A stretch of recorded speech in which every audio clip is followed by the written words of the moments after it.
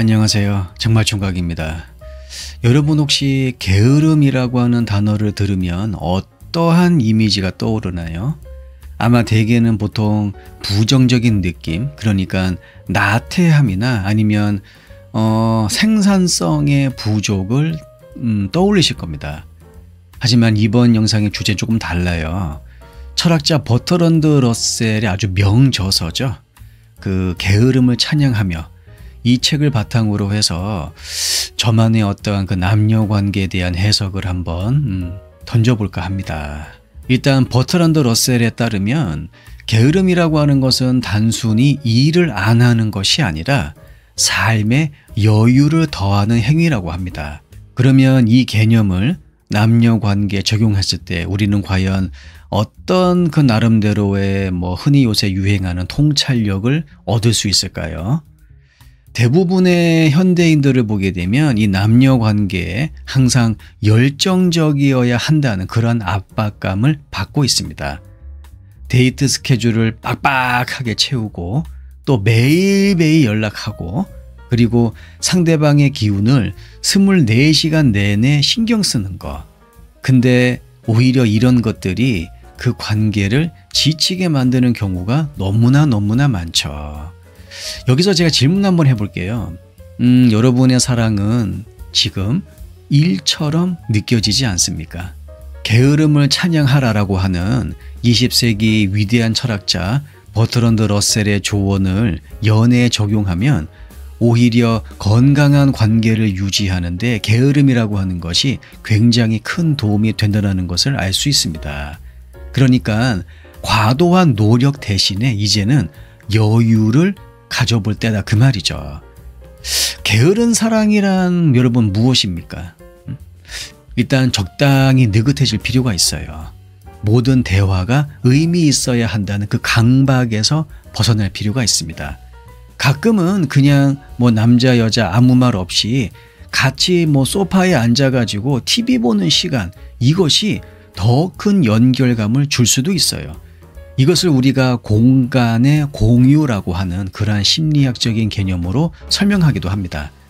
연구에 따르면 커플이 함께 조용히 시간을 보낼 수 있을 때 관계 만족도가 높아진다라고 해요. 그리고 사랑은 불꽃놀이 같아야 한다는 그 낭만적인 신념이 종종 갈등과 스트레스를 초래합니다.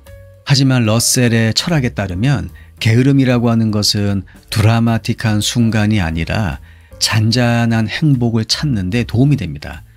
여유를 가지면 작은 문제를 부풀리기보다 그래 그런 쓰잘데기 없는 건 그냥 넘어가자라는 마음의 여유가 생길 수 있게 되는 것이죠.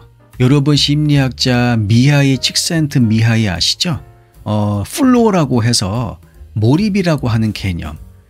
이 몰입이라고 하는 것은 완전히 어딘가에 그 몰두한 그러한 상태를 말하지만 여기에는 재미있는 반전이 있습니다.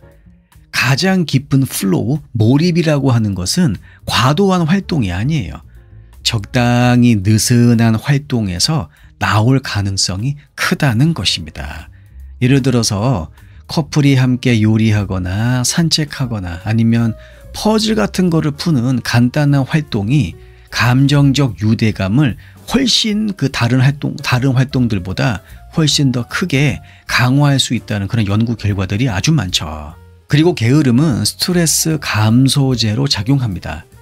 미국 심리학협회는 여유 시간이 부족한 커플이 높은 스트레스와 낮은 관계 만족도를 경험한다고 여전히 보고하고 있어요. 그러니까 함께하는 시간을 줄이고 각자의 여유를 즐길 때 오히려 그 관계가 개선된다라는 것입니다. 그렇다면 나의 남녀 관계에 어떻게 하면은 게으름을 추가할 수 있을까? 몇 가지 방법이 없어요. 일단 첫 번째로 의도적으로 아무것도 하지 않는 겁니다. 그러니까 의도적으로 뭔가를 하는 것이 아니라 의도적으로 일부러 아무것도 안 하는 것이죠. 일정표를 비우는 연습을 이때 해야 됩니다. 데이트를 한다고 쳤을 때 빽빽하게 데이트 스케줄을 만드는 것이 아니라 그냥 오늘은 우리 마음 가는 대로 데이트를 한번 해보자라는 이러한 태도가 필요하죠. 그리고 디지털 디톡스라고 하는 것이 있습니다. 휴대폰 그리고 SNS가 우리의 게으름을 방해하는 가장 큰 요인 중에 하나입니다. 그러니까 우리가 게을러지기 위해서는 우선 뭐부터 해야 한다고요? 휴대폰부터 멀리 해야 한다는 것이죠. 노다지 그냥 뭐 띵동띵동띵동 울리는데 어떻게 우리가 삶에서 여유를 찾을 수 있겠습니까? 절대로 게을러질 수가 없어요. 왜? 바로 딱 확인을 해가지고 메시지를 줘야 되기 때문입니다. 따라서 가끔은 둘 다 핸드폰을 완전히 꺼놓고 온전히 상대방에게 집중할 필요가 있죠. 불필요한 정보와 자극을 차단하는 것입니다. 그러면 상대방과의 관계에서 더 깊은 대화를 나눌 수 있어요. 그리고 이 부분이 중요할 수도 있어요. 때로는 혼자만의 시간이 훨씬 더 필요할 수도 있습니다.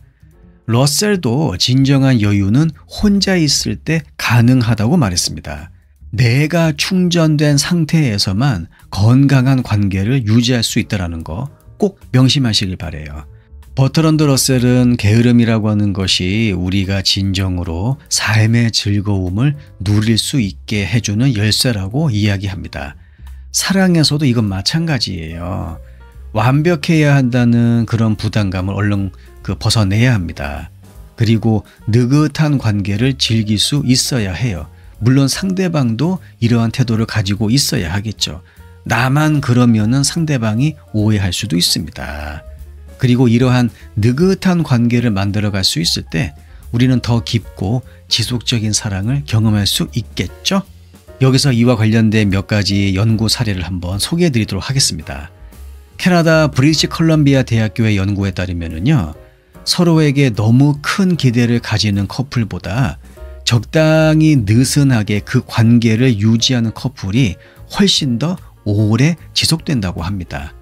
왜냐하면 이러한 커플들은 작은 실수라든가 아니면 갈등에 대해서 근본적으로 더 관대하고요. 그리고 이런 것들을 대수롭지 않게 생각하는 경향이 강했기 때문이라고 하네요. 그리고 하버드 경영대학원에서는 게으름이 창의력을 높인다는 연구를 발표한 적이 있습니다. 그럼 뭐 이게 사랑하고 무슨 관계?